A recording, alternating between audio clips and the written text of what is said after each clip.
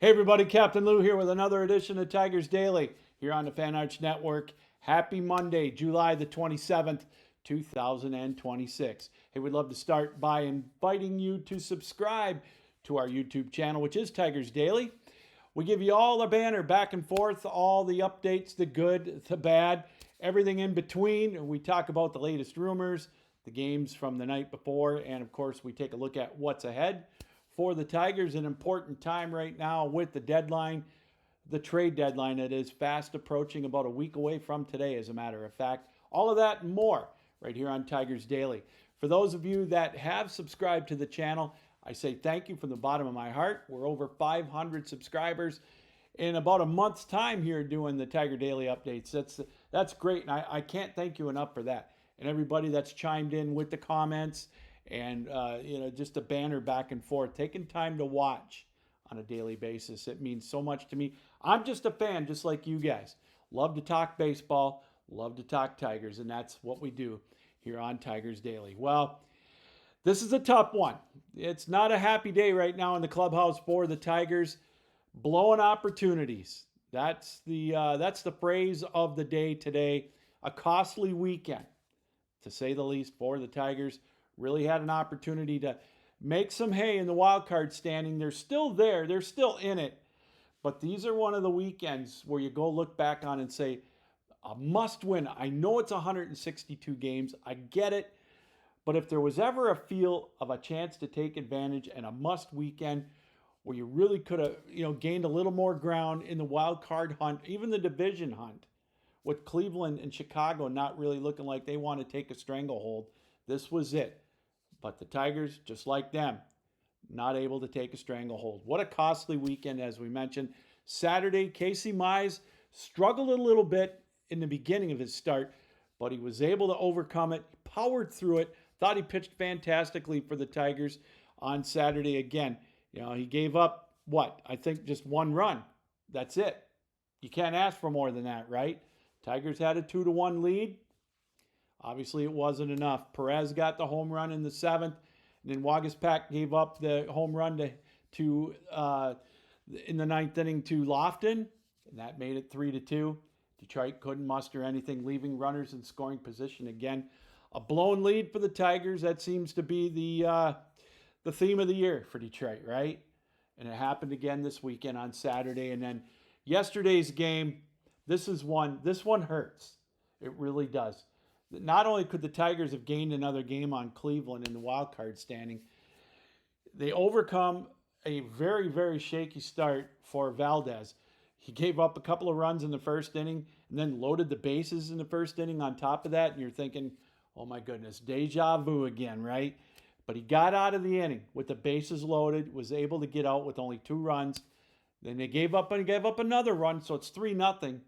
Not his best outing. Only one of those runs in the first inning were earned. There was an error in the infield. But then Detroit erupted for 4 runs in the bottom of the 5th. It looked like, okay, Detroit's got it going, but they just couldn't close the deal again. And they lose by the score of 5-4. Michael Massey, a 2-out, 2-strike home run for the Royals in the bottom of the 8th off of Drew Summers. And I'm not going to bag on the guy too much. But Friday night we saw they put him in to try to be a closer, and he couldn't do it. Luckily enough, Detroit was able to get out of it, right? When they got that double play, or that Finnegan double play, or he induced that really weak-looking double play, but it was a double play nonetheless. But then yesterday, Drew Summers came in. Now, I know he got the out in the bottom of the 7th, but then in the 8th inning, you could tell he just didn't have it towards the end. And on 2 strikes and 2 outs, he threw that slider right over the center of the plate. Merry Christmas to Michael Massey, and he deposited it, no doubter, to the right field wall, over the wall, 5-4. Detroit couldn't capitalize on runners in scoring position again. It's troubling. It's troubling. Now, I don't blame the bats so much. Well, yeah, I do kind of, because they had the runners in scoring position. They had the opportunity to make it up. But the pitching they can't hold leads.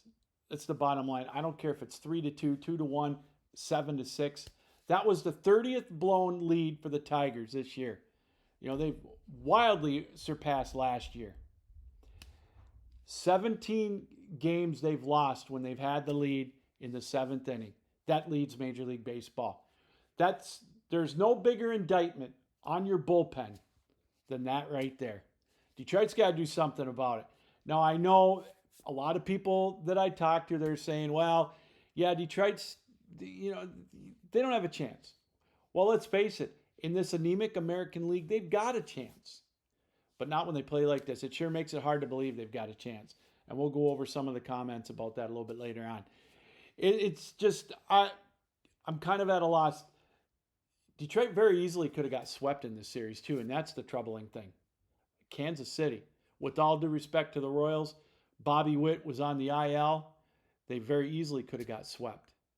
And I don't understand A.J. Hinch, the way he handles this bullpen. I know it's shoddy to begin with. They call up Ty Madden. And he took over for Valdez when he got rocked against the Cubs on Tuesday. And what did he pitch? 4 innings of relief? Pitched wonderfully. They only left him in for an inning and 2/3 today. He couldn't pitch 2 to 3 innings. I don't get it. I don't understand that. You preach about how these relievers, the short relievers, can go 2 innings, and yet you won't leave Ty Madden in there for 2 or 3 innings to hold it for the Tigers. And again, I'm not the manager. I get it. It's just my opinion. But I just don't understand the way he handles his bullpen sometimes. It's bad enough how he platoons people, but this one really hurts. This is one of those games. I know it's 162 games. I totally understand it. I totally get it. But this was a must win for the Tigers yesterday. We talked about it at the beginning of the homestand. For Detroit to really maintain, they had to go 5-2, which means win 3 out of 4 against Kansas City, 2 out of 3 against Baltimore. They should have had 3 out of 4. I know shoulda, woulda, coulda.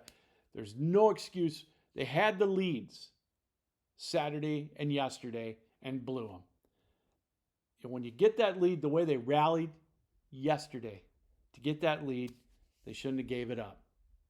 And that one hurts. That's a must win. Now, Detroit's going to have to sweep Baltimore to go 5-2 on this homestand. Now, the only saving grace I can see out of this, again, is that Cleveland has lost 5 straight. They've got the final wild card position. Boston's got the second. The Yankees have the first. So Detroit is still just 3.5 games out, and they did make up ground on this homestand so far in the wild card. But that's small. It's almost like a moral victory, and we all know what moral victories bring, right? Absolutely zilch, nothing. So Detroit's just got to find a way now. And I know, again, Pollyanna optimism. They're not out of it. They're only 6 out of the division. The White Sox, they're not playing great. And Detroit's got that 7-game stretch with the White Sox and the Guardians, coming up in a couple of weeks when they get back off their next West Coast swing. Hopefully Detroit's within striking distance there, but there's so many variables before that. But it's just such a troubling weekend. It's tough to stay optimistic when you see Detroit 6 out of 32 with runners in scoring position on the first 4 games. But the blowing of the leads, this is borderline ridiculous. They lead the major leagues in both, especially when you've got 17 losses now. When you've had the lead in the 7th inning, that just seems incomprehensible to me. It really does. I'm at a loss for it. And so, just again, 2 straight games in the 9th inning. Saturday, 1st and 3rd with 1 out. And then yesterday afternoon, 1st and 2nd with nobody out. Now that throw in the 8th inning, I don't blame McKinstry for trying to make it to 3rd. It took an absolutely perfect throw to get him, and it got him. And when they went to the review, you could see that he was out by this much. It was the right call. I don't blame him for being, for trying. It took an absolutely perfect throw to get McKinstry at 3rd. But it was like they just folded up after that in the 9th inning. My goodness, the way that Gleyber Torres was swinging at everything. I get being aggressive, But 2 of those pitches he swung at were out of the strike zone. Riley Green, that's Riley Green. He was 0 for 5 yesterday. That was tough. We needed him. And it just wasn't to be. So, well, that's okay. That's this weekend. The Tigers got the Orioles coming up, and we'll talk about that in a moment. But one of the things we've been talking, obviously, since we started this, the trade deadline now is a week away. Are they going to be buyers? Are they going to be sellers? Do they make the push? And we just got done berating the bullpen, right? Well, I know Toronto's only a couple of games back at Detroit, and technically they're still in it, but they're teetering on being buyers or sellers. They're teetering going to be a seller. Now, they've got someone that I'm keeping an eye on that I think we all hear about Mason Miller, right? 20-some saves, leading the major leagues in saves. All the other teams really that may have some, that they've got closers are in the playoff hunt. That's the thing that makes this difficult with all the teams that can make it now with the expanded playoffs. So if Detroit is really serious about being a buyer, especially towards the deadline in a week, they have to have relief help. They've got the sticks in the minor leagues. I don't know why they're not bringing them up. I look at the roster, I look at Big B, and I look at some of these guys in Erie that are batting over 300. They're not even being, moved up to AAA. I don't know why. I don't know the whole goings on with that. But Detroit's got some sticks in the minors. They have no pitching, in my opinion, in the minor leagues. None. I just don't get it. Maybe so. That's another story for another time. But if they're going to be buyers at the deadline, they've got to get relief help. And here's someone that I like, and not because his first name is Louis. How about Louis Vorland from Toronto? 21 saves. His ERA is 1.04. His WHIP is under 1. Why not? I mean, they got to get something in there. Jensen, to me, I mean, he's just, he looked decent this weekend, but how dependable is he? How many blown saves has he had? This is somebody I think this would help. This would be a shot in the arm for Detroit for the bullpen. Now, they're going to have to give somebody up. They're going to have to give probably some prospects up. I don't know if Gage Workman's going to be enough to do it, but Workman's stats are pretty healthy. He couldn't cut it in Detroit his first time up this year with the parent club, but he's been tearing the cover off the ball in Toledo. And again, someone else that you may have to look at giving up, they're going to look at somebody. Justice Bigby, I go back to him. He's batting .331 right now in Erie. Would you be willing to give him up? Or how about Peyton Graham? Here's who I would throw into the deal. Peyton Graham and Workman for this guy. Maybe it's too much. Detroit's they're pretty solid in the infield. You've got Hao Yu Lee right now, who he isn't going anywhere. You got McGonigal, who is probably going to be the American League Rookie of the Year. He isn't going anywhere. All right. Colt Keith, nobody's going to want that contract. So you're pretty solid. You got Gleyber Torres, unless you move him at the deadline. But I think the only way they move him, honestly, is if they're sellers, because he's still got a decent bat. So you're pretty good in the infield. And you got Javi Baez. Let's not forget him. So I would dangle Peyton Graham and Gage Workman at Louis Vorland from Toronto. That would be, I think, a monster trade. I think it'd be a good one. What do you think? Let me know in the comments. Do you think it's worth it? I mean, do you think it's too late? That's what we like to do. We like to speculate here. We've got a week to the deadline. If Detroit's serious about being buyers, and yeah, they're not out of it yet. I get it. As bad as they're playing, again, remember how bad the American League is. So, yeah, that's what I would do. That would be my first priority if they're buying. They've got the starting pitching. If they're going to be buyers, that means that Skubal's not going anywhere and Mize is not going anywhere. So just keep that in mind if they're serious about being buyers at the deadline. I love that. I love Vorland, but Toronto's going to want something for him, and I think you give them a couple of prospects like that, I think they might bite at something like that, and I think it would be a good trade for them. They need sticks. They're in worse shape than Detroit. They got nobody hitting the long ball right now at the parent club, that being the Blue Jays. So, Guerrero is just having an astronomically bad year. So, I don't know. We'll keep an eye on that. But that's just something that, just if they're a buyer, if they're serious about it, then I would say go after those two guys. I think that might be worth the opportunity. worth taking a flyer on, getting Vorland. I think he'd be good. All right, we mentioned it. The Orioles are flying in. They're going to be in Detroit for 3 tonight, tomorrow night, Wednesday afternoon before the Tigers head out for a very, very important West Coast trip. So, again, ideally you need a sweep. It's a home series. You've got 3 solid arms. You got Montero on the hill tonight for the Tigers. Then you've got Skubal going on Wednesday to end it. And then for the Tigers coming up on Tuesday, you've got Troy Melton. So you got Montero, Melton, and Skubal. The bullpen's shaky. The bats have to open up for the Tigers. Baltimore is 1 game ahead of Detroit right now in the standings. This is crucial. So if Detroit somehow can get the sweep, which I know is very wishful thinking, you're saying to yourself, Captain Lou, what the hell are you talking about, man? Our bullpen can't hold anybody. You're right, they can't. But this is an important, obviously they're all important. But these are winnable. If they can get a sweep, that makes them 5-2 on the homestand and everything's good.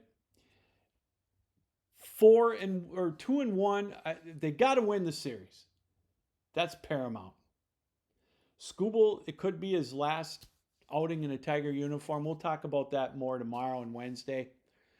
But tonight, it starts with Montero. He's been pitching wonderfully for the Tigers, to say the least. So, I mean, it's there for the taking for the Tigers. They've got to do it. Because then they've got Valdez starting, or I beg your pardon, on Friday. They've got Mize. And then they've got Valdez and Montero the weekend set against the Athletics. But right now, you've got Montero starting tonight. And then you've got Melton starting on Tuesday and Skubal on Wednesday. These are games the Tigers have to stay in the hunt. Right now, 3.5 games out of the final wild card spot. As pathetic as those last couple of games were, the Tigers are still in it. So here we go. Big weekend set against the Orioles. What say you? What do you think? I know you're probably thinking I'm living a pipe dream. But it's frustrated. And believe me, I'm not happy with what happened this weekend. I'm not happy with A.J. Hinch. I know he's kind of handcuffed a little bit because they've got rubber arms in the bullpen. But for the arms, I just don't understand what he does. Again, I'm not going to go down that road. But this is a must-have. The Tigers, if they want to stay relevant, they got to win it. I mean, no worse than 2 out of 3 wins against Baltimore. They've got to figure out a way to sweep them. If they do that, then that'll take the pain away a little bit from these 2 games that they lost against the Royals on Saturday and on yesterday. All right, let's wrap it up here today. Let's go back at some of your comments. We asked you over the weekend, or on Saturday, we asked you, what was the first game you ever went to as a Tigers fan? And I'm not talking about when did you start following them. What was the first game that you ever went to? Where was it? I went to, my first game, I think I told you the other day, was we went to County Stadium. Growing up in the Upper Peninsula in Munising, it was closer for us to go to Milwaukee than it was to go to Tiger Stadium.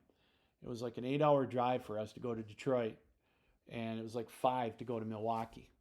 So we went to County Stadium. 1974 for me.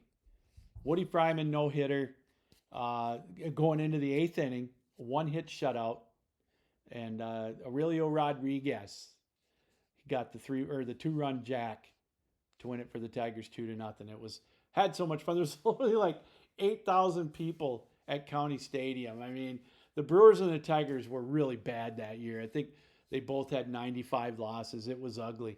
That was back when the Yankees and the Red Sox were the kings, and I think the Baltimore Orioles too. So yeah, it was the haves and have-nots back then. But that was my first game. 313 Michigan. He was at Tiger Stadium on on corner of Michigan and Trumbull. Steve Kemp was right there autographing cards and baseball. I was 5 years old.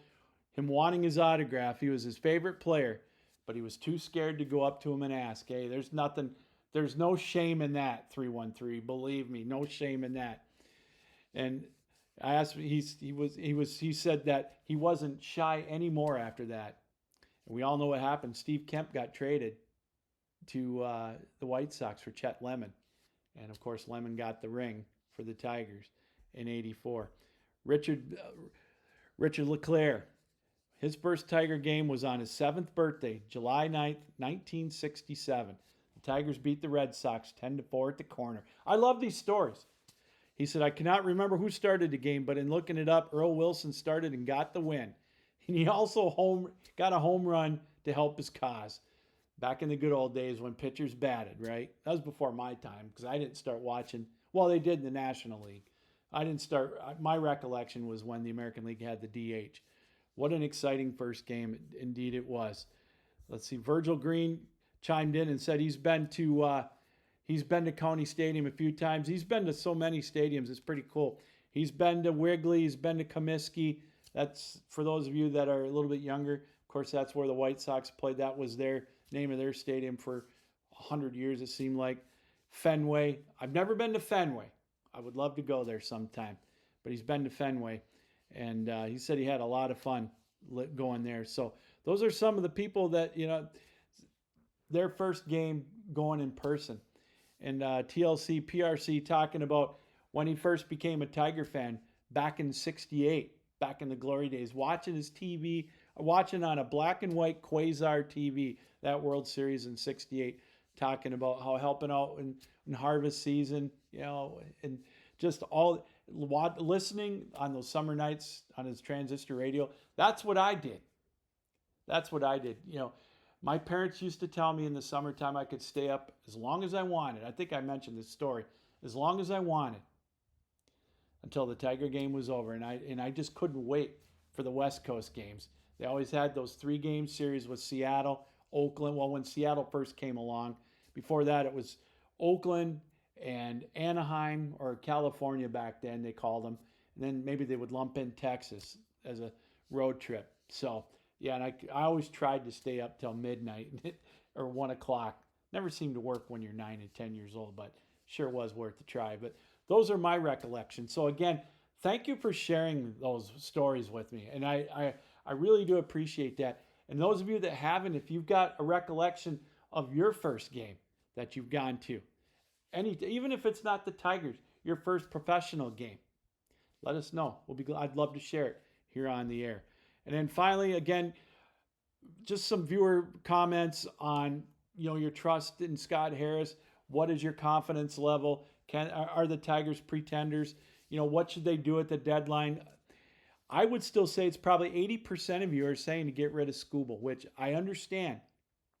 And we said it Saturday. Don't get me wrong. I'd love to have him here. Make the pennant run.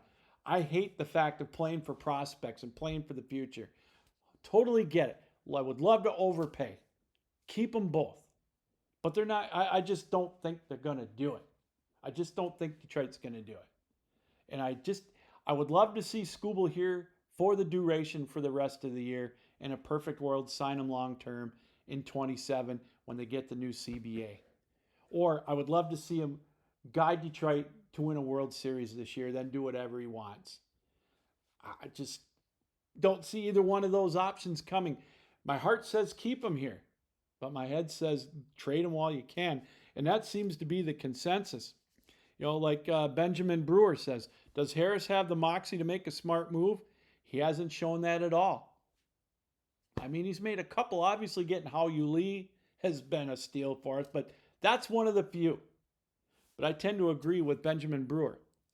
And, here's another one. We asked the question the other day about should they extend Riley Green. Tony Imperial 7175. No way in hell did I extend Golfing Green, the strikeout machine. I'd love that. That's hilarious. He's not all that, he claims. He's getting slower every year. Well, Golfing Green, the strikeout machine. I love that. Thanks for sharing that, Tony Imperial. I love that. That is hilarious. So again, this is what I enjoy out of this. Getting your comments brings a chuckle, especially after a rough couple of games on Saturday and Sunday with the Tigers. Virgil Green, again, he doesn't believe in Ilitch's or Harris's ability to wheel and deal effectively or stand up to the big guys, period. Well, he's probably right there.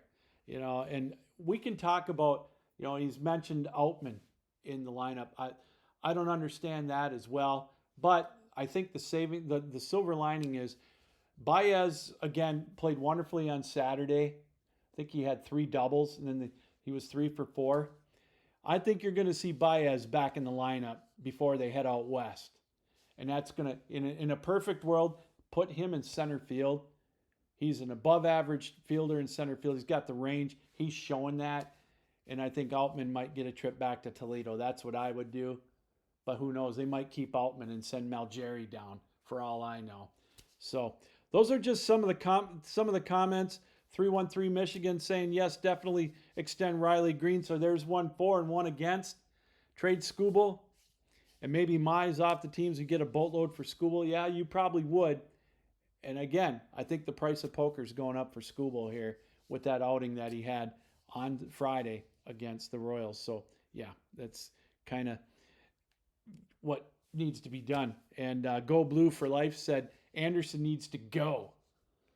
Yeah, God bless him for getting $7 million after pitching in Korea and Japan for 3 years, totally out of baseball, and getting that. So yeah, that's crazy. So just some of the comments. Again, thank you for those that are chiming in, being a part of the conversation. Even the negative comments, I don't take it personal. That's what it's all about. I love the criticism. I'll build on it. And so, we'll go on that. We'll go with that for now. Well, that's going to do it. Wow, this turned out to be probably one of our longest sessions here. For those that have stuck through the whole thing, I thank you. Again, just love reading the comments. This has been so much fun. Again, I invite you to subscribe to our channel if you haven't and be a part of the fun. Again, for those of you that have, it's been just, I appreciate it so much. All right, Orioles on tap tonight, Monday, Tuesday, and then Wednesday afternoon. This is a must-have series for the Tigers, starting out with Kiter Montero tonight. Let's see what they do, and we'll talk about it tomorrow. Again, until then, Captain Lou saying keep your heads up, keep your sticks down, keep your feet moving, and as always, keep your minds open. So long.